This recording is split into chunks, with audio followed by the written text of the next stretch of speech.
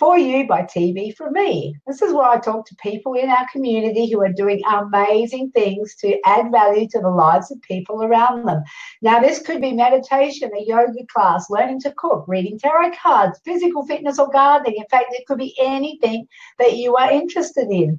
It's going to be covered here. Now, I'm here every week on Wednesday at 2 p.m. Australian Central Daylight Time. I'm right here, right now. And today we are talking to the amazing Cathie McGill. Cathie was a blah, blah. Oh, I just lost the words. Fancy that happening. 25 years ago, Cathie was having some issues in her life, and I'm actually rewording some stuff here, so she'll put me on the straight and narrow if I get it wrong. She actually discovered yoga, and the yoga practices that she was engaged in actually helped her shape her life. She had actually, since then, she has invested 21 years in teaching yoga and 25 years in learning as much wisdom as she can to continue to free herself of any unnecessary suffering that had imploded her life from an early age. She also helps I know, I'm just looking at the wording here. She might have to correct me on this, because it's whether she helps teens with PTSD or whether she suffered that from herself with PTSD. We'll have to check when I bring her on the screen, on the broadcast. She also, the early days, she worked as a myofascial, just nod at me, Cathie, if I can pronounce that correctly. No, I didn't. Okay, we got a lot of talking to do. The craniofacial therapist, she was unaware of how unwell she really was while she was working, and she really was quite unwell. It was through the practices of yoga, meditation, and healing, the modalities, that put back the pieces of her life. If this sounds familiar to you, you will be interested in joining us with our live broadcast today. Welcome to Cathie. Let me just bring you in on the screen. Lots of moving parts here. Hello, Cathie. Hey, how are you going? I'm good. Oh my God, I'm losing. You did a good job. I'm stumbling over my words. It's like that's good. You're doing really well. Check this out. April, my friend April Roger from the Net Friending Movement, Myofascial. Is that correct? Myofascial. That's it. You got it. And so thank you, April. April is a net friend. She actually taught us about the net friending movement. It's like networking, but friends first, relationships, connections first, and then business second. So, April, thank you for joining us. If you have any questions, if you have any comments you'd like to make, pop them in the comments below. Please remember to share, because I'm sure what Cathie has to share with us today is absolutely going to be relevant to everybody at some point in time. Cathie, can you correct me where I went wrong? You did a really good job. It was. I don't help teens in particular with PTSD, but I had that, experience up until my late teens, and so that's kind of been the journey that I went on. Okay, so do you want to share a little bit about what brought you to this point today? So. Pretty much in my late 20s, after I'd had my children, I found that my anxiety levels were increasing, and I guess that was the whole huge part of being a parent. And so I found that I started to develop back pain and headaches and tiredness and all of this sort of thing. And I actually came across a girl that I knew who'd seen a massage therapist. So I took myself off to this woman, and she did a few different things that were probably like a little bit like flapping fish together, It's true. At the end of it, at the end of it, I actually walked out of there on this high. Wow. So that was kind of the start of going, hey, there's something wrong here. Yeah. And so that there was all these synchronicities from that moment. I heard about an aromatherapy massage course with Reva Bryce, so I took that and didn't realise that Reva was actually a yoga teacher. Anyway, so a few years later, I got drawn into learning remedial massage, and the main part of it was myofascial therapy. So what is myofascial therapy? Okay, so it's a massage modality. So it's a hands-on modality where you're connecting into the soft tissue, the myofascial tissue, and helping it to release. Yeah. Okay. And craniosacral is working with mainly with the head and the cranial bones. Yes. So it's really, they're both quite subtle in a way, but they're there to relieve tension and make people feel better and be more open and release blocks. That's what it's all about. So when I was doing my myofascial, I met a woman who was doing a yoga teacher training. Well, kind of pretty much from there, I just kept meeting the right people, went to my first teacher, and the first half a dozen classes, at the end, when we lied down for relaxation, I cried. Now, I wasn't crying about anything. It was just all these tears sort of, and I went, oh, okay. Before I knew it, I was just, again, synchronized, drawn into this yoga. The yoga course came along, blah, blah, blah. So what I found in that time was that I learnt a lot of techniques that helped me kind of open more, move through the blocks in my life and, start to overcome this, the trauma, I guess, that we never spoke about, but now it's becoming, you know, more and more people are actually sharing these things to help each other. And I think that's why I was drawn into the restorative side of yoga more. So what does, because before I met you, I've never heard the term of restorative yoga. But right. And I'd love for you to share that with me. But can I just share you a little story? And you can comment on this as well. I went to gym fairly regularly up until a couple of years ago. And I was doing a body balance class, Les Mills body balance. I think it was sort of like a mix of yoga and Pilates and stuff. But I'd call it body fall over because because I spend most of my time sort of getting up off the mat. You can make comment about that afterwards too if you like, but I think I'd love to know what restorative yoga is. And also, how do you do that when you do the thing with your feet up on your thigh and I can answer both of those. Well, really, restorative yoga originally was created through the Iyengar method of yoga, where they use props as support. So there's a lot of these yoga poses that we can't do. So, but if we use a prop or some sort of a support, then we can shape our body into that, and then it can stay there for a long period of time without us having to hang on, you know, and fall over. We're not going to fall over in one of these positions. And what it ideally does, because we're not moving and we're staying still, it changes the nervous system. So if we're hyped up, for instance, and our nervous system's up on fight, flight, it brings it right down to this calmness. And I think that that's kind of what we're all looking for, really, is to be in this balance where everything's in balance. Because when it is in balance, and this is kind of what you're talking, when your life isn't in balance, you fall over, you run into the wrong people, you know, things happen. But when your life's in balance, then you're more grounded.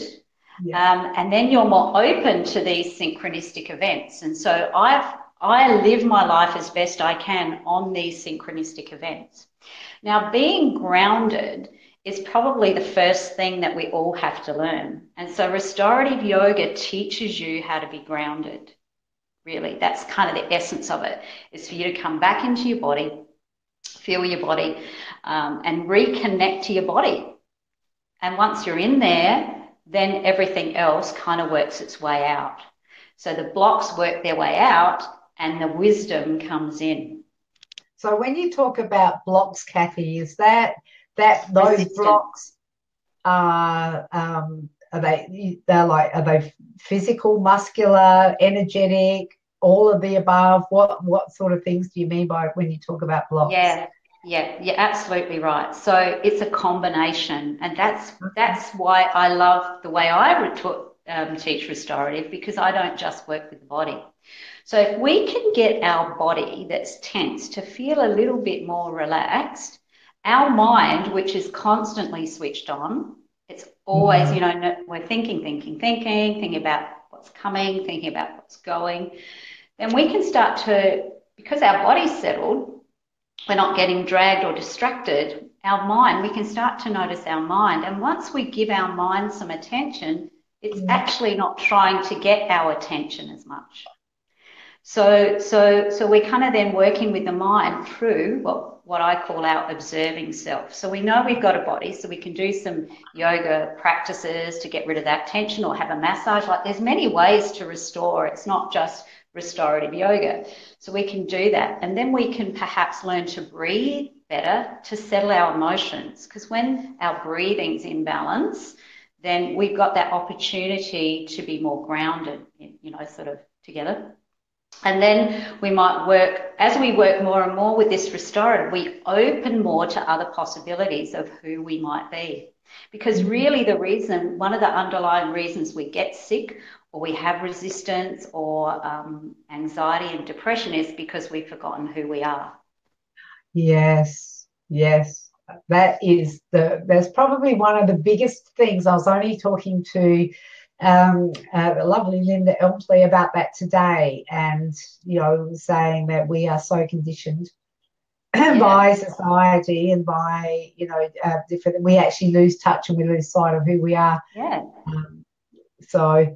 I was just thinking, just as an aside, we went to a fringe show last night. There was 4 of us were at this fringe show called the Ugly Duck. Well, it was called Ugly Duckling, and it was about a duck who was adopted into a family of swans and spent her life trying to become a swan, and even the swans rejected her in the end, and so she ended up going off on her own path and being tragic, along the way, and then found herself and went, well, for a duck, I'm pretty bloody good. So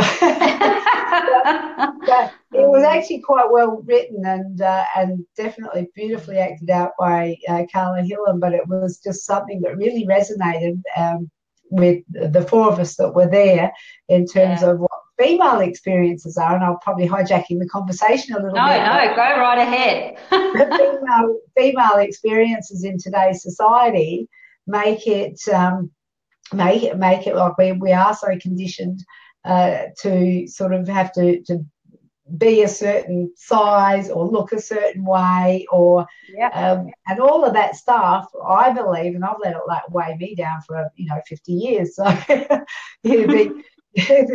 I wish I'd had some enlightenment when I was 30. I thought I did, but actually, it was. And I'll probably look back in 20 years and thought I was sort of a bit smarter now, and I look back and I go, no, I wasn't. Yeah, that's right. That's it. Yeah. Well, we're all here for the same purpose, and that's to serve others and to connect with others. And it's really hard to make those connections when you're not grounded, you're not in your body, so you're not feeling like, you're here, that you're somewhere else, you're distracted somewhere else. And so you miss those opportunities, had you not contacted me, or I had not sort of stayed in contact with you and things like that. And, you said to me the other day, even, that had quite a, so people will say things to me and I don't take them personally like I used to. I take them as, okay, this is a message. So I see everything that comes into my life. I go, I need to look at this. If it's going to mean something, great, I'll follow through. If it doesn't feel right, I'll let it go. And when I was talking to you about this live video and how much I'm not that keen on sort of having my face up there on media in any way, shape or form, and you said what you learnt was that you just had to get over yourself. Yeah. And it's so true. We all have to step back and just get over ourselves if we want to move ahead in life. And that's, if we want to grow and especially if we want to connect more with others, which is actually our innate qualities. That's what we're here to do. It is. And we spend so many years, I believe, feeling like we've got to hide our true selves because we're so, I think, scared of being vulnerable. I love Brene Brown's teachings about vulnerability. And in fact, our community TV with Adaire last week, we actually it was about what the definition of success looks like to people, particularly women. Now, I want to get it back to yoga because I feel like how we can I've not practiced yoga. I've practiced body fall over, and I want to. You said that there is different poses that help unblock different aspects of our physical and emotional and I guess mental capacity to get the energies, get things flowing freely around and through our bodies. So you also mentioned in your I think on your Facebook page that you talk about meditation as well. So are they inextricably linked? Oh, absolutely. So really the whole process of yoga, whether it's restorative or hatha or vinyasa or whatever, is to prepare your body to sit in stillness. Okay, so it's actually preparing you to meditate. And if we look at life in a way, well, if we looked at each moment and we were fully present, we'd be in that state of moving towards meditation, where it doesn't mean our thoughts stop. It just means that we come into it. We change our consciousness, our brain changes, our brain waves change. And of course, we're open to receive wisdom. We're once again, we're settled in our body, and that's success. Because then we know, okay, I know what to do now to move forward in my life, whether it's within my relationships, my work, my community, or just for myself. So it's linked. It's really linked. It's what it's about. It's actually the result that we're looking for. Yeah. And so is the practice of actually doing yoga, and that puts you in a meditative state, is what you're saying. That's because that's where your focus is.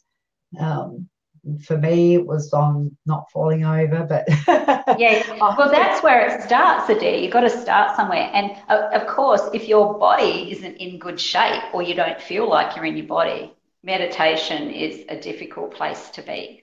It's hard to get there or to actually maintain it. So that's why, we do the body stuff. And look, really, a lot of it too now is they're working with therapeutics, because a lot of people are stressed. Yes. And their lives are stressed. And so their whole body system, their nervous system's changed. And this system of restorative yoga is perfect for helping people get there. And that's what I love about it. My whole reason for doing what I do is that everybody will learn to relax and teach others how to do that. And we'll all come into this sort of more peaceful life, which is what we want.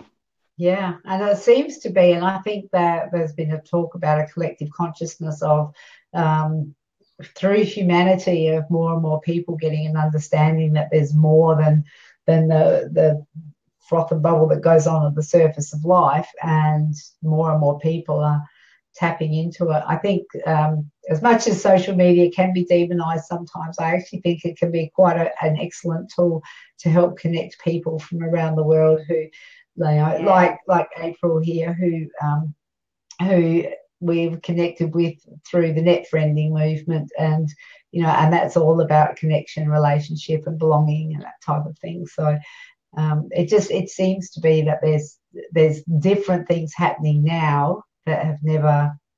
Oh, absolutely. Yeah. God, my teachers were hiding in, community halls because they couldn't hire any church halls or anything. And if, yoga was seen as something frightening, and now there's billions of people practicing it. But even when I started, there was a lot of, you must be a bit of a hippie or strange person or whatever, but I don't see myself as a hippie as such, just that I'm living life or in a different way perhaps, or I've come to understand life in a different way, I guess. So yoga would be, because I know you've done a significant amount of study. It's been a lifelong process for you to be continually learning and continually refining, and I know that you're now keen to teach others to teach others. Absolutely. So it is, from what I'm hearing, and I have to tell you, honestly, I know very little about yoga, but I think I've actually exposed my ignorance early on in that conversation.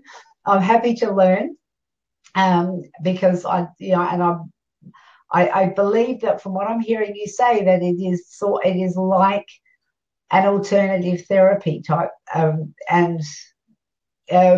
it is an alternative therapy. So when I talk, or an alternative healing modality. So I'm hoping that what we call now alternative healing could become mainstream healing.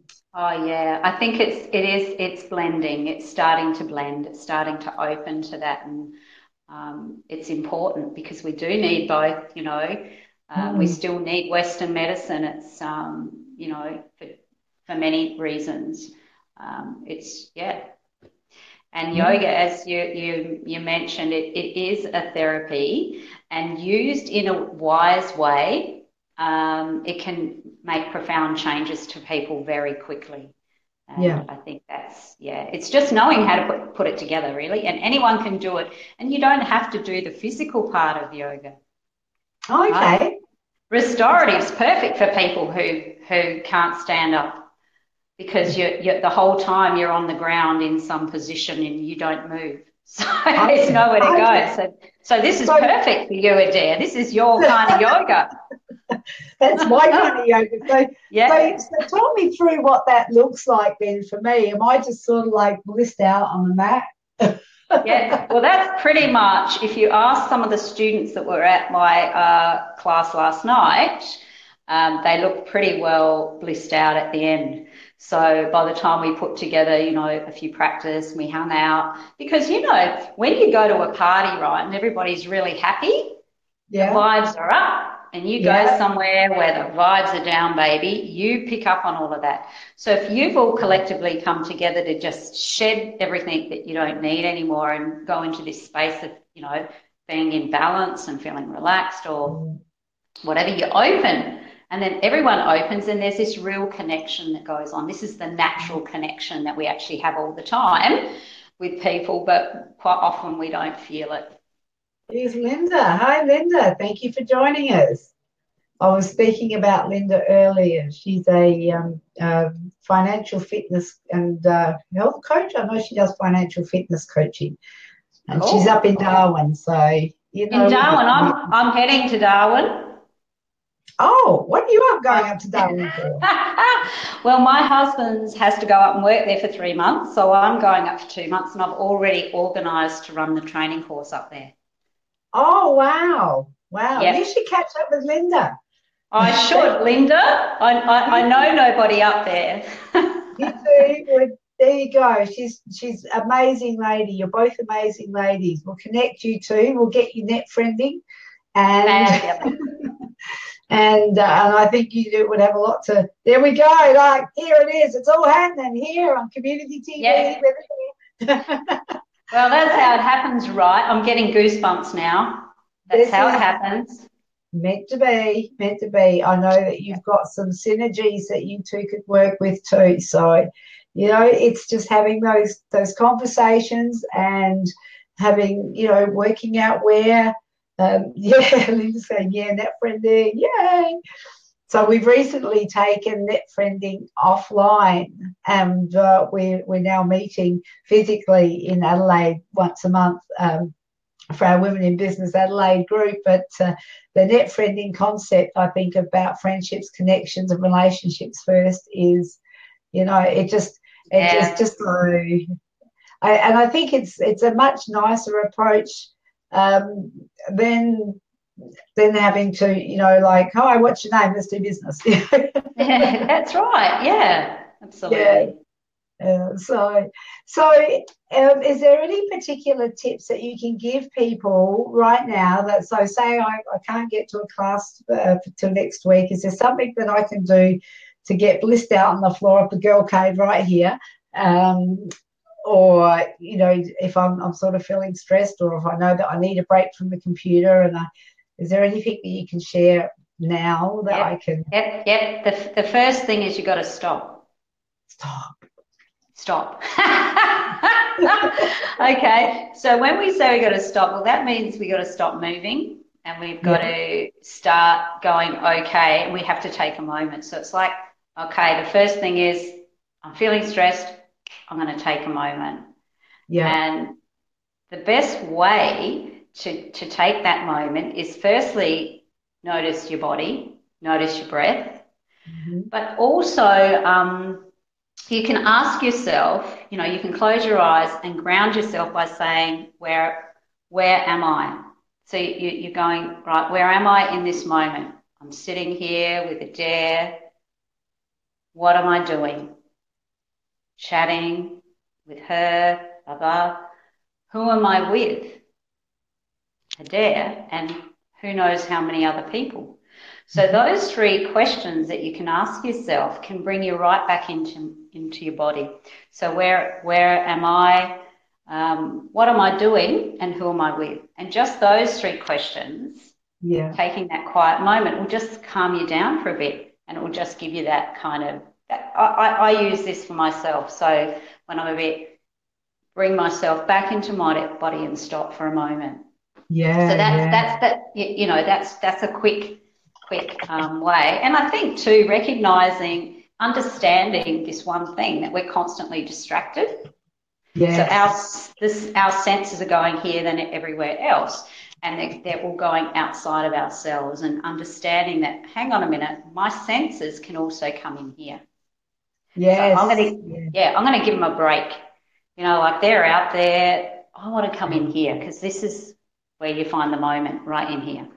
So is the order of the questions, and then you say just us chickens.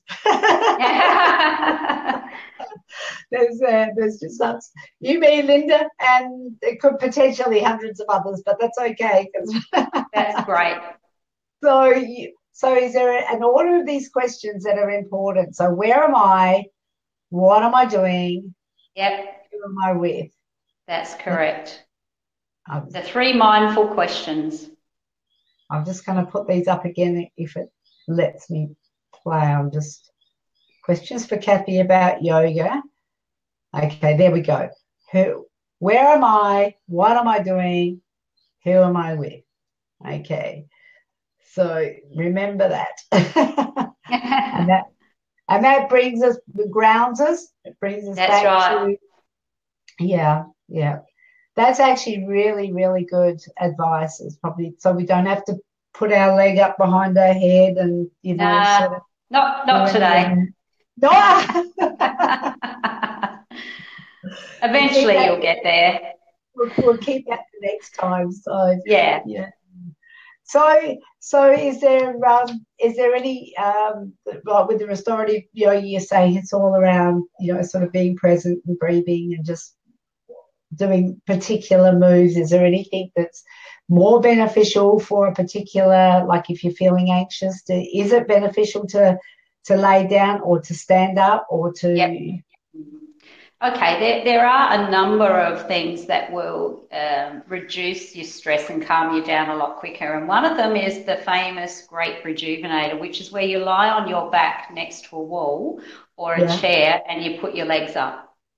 Okay, so this position in itself will calm you down fairly quickly. And it's because you're inverting your body. So in any yoga practice, when you invert your body, your physical body, it starts to slow down the heart rate. So, when we're walking around, the heart's pumping blood upstream in a sense, it's having to pump it back up. And so it takes a lot of energy.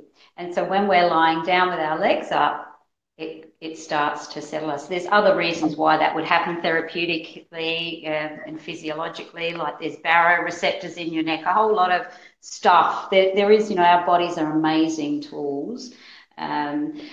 But the other side of it really for me is learning to breathe. And I think that once you learn how to breathe correctly and how to change your breath, because we generally have different, sometimes we're breathing really shallow, sometimes we're breathing fast, our in-breath's shorter than our out-breath or our out-breath's shorter than our in-breath. So ultimately, if we think of something in balance, it's equalising. Yeah. So our breath would be, in and out breath would be the same.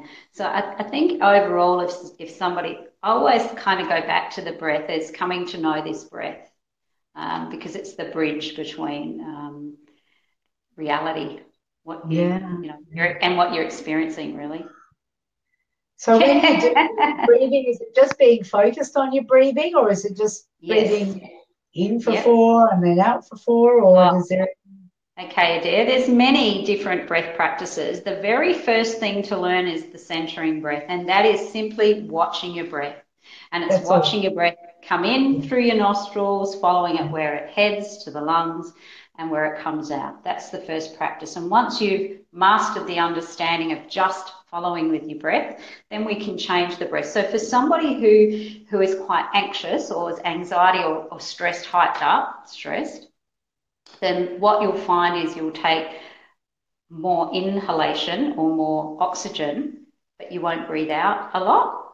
So what happens is when we breathe in, our heart rate rises, and when we breathe out, our heart rate drops. So if our heart rate's sort of, so when our heart rate's like a motor going, and it's revving up, the way we can bring it down is through the out breath. So we can do counting, and counting is important because it uses our mind, it uses the mental.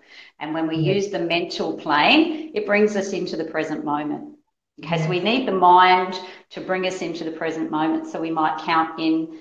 How I teach now, it's not how I always talk, but I found it's really helpful, is to breathe in and count how many times, count how long it takes you to breathe in. So it might take you 3 counts, and then just add on a couple of extra counts as you breathe out. So if you breathe in, say, for 3, then you breathe out for 5 or 6. So you learn to work with the rhythm of your body at that moment. So that's one example of how you can change this, hyped up stress, is learning to understand your breath will match what's going on in your body. So awesome. That's fantastic. Cathie, we are out of time. How quick did that half hour go? Boom. Fast. It was so good talking to you. I would love to have you back on the show again, because I think our conversation, we probably could talk for a long time. We definitely could talk for a long time about this. And I'm really keen to get some things. And, like if you're game enough, I was actually thinking I've got a door over there. I could lay on, just looking over there, I could lay on the floor and put my legs up, and then you can talk me through it, and I could tell. I can. Happy to do that. So let's plan that, but I need to do some special things with my cameras, otherwise you'd just be looking at the screen while I so I think one day we'll definitely do that, and we could maybe do some sort of real life yoga stuff, and we could we could do use me as like one of those crash test dummies, and we can share your message with other people and have some fun with it. At the same time, Linda is saying, thanks, ladies. We can do a longer session when you're in Darwin. Oh yeah. Sure will, Linda. You two catch up. Okay. You two catch up, and then I'll have you both on the show when you're up in Darwin. How's that? Yeah. Great, mate. Exciting stuff. Yay. All right. Now, Cathie, I've put the link to your page up here. It's called Spirit of Yoga. If anybody wants to check out what Cathie is doing, she has got yoga sessions regularly in Norwood. Norwood. You started with an N.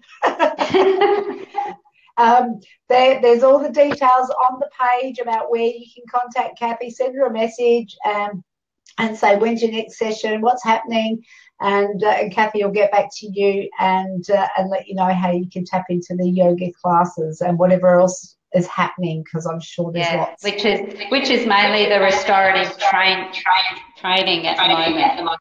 Okay, beautiful. All right, I'll just drop you out for a moment. Please don't go anywhere. I'll just close the show, then I'll touch base with you again. Thank you, Cathie. That was Cathie McGill from Spirit of Yoga, talking about restorative yoga and encouraging me to put my legs up like this. I'm going to go to the table, chair, door. I'll get it right. Over there. I'm going to go after this, and I'm just going to spend 5 minutes on my back with my feet up against the door. Thank you very much for joining me for Community TV with Adaire on MytimeTV.live. We're here every Wednesday at 2 p.m. Australian Central Daylight Time, and look forward to seeing you again next week. Have a lovely week, everybody. Bye for now.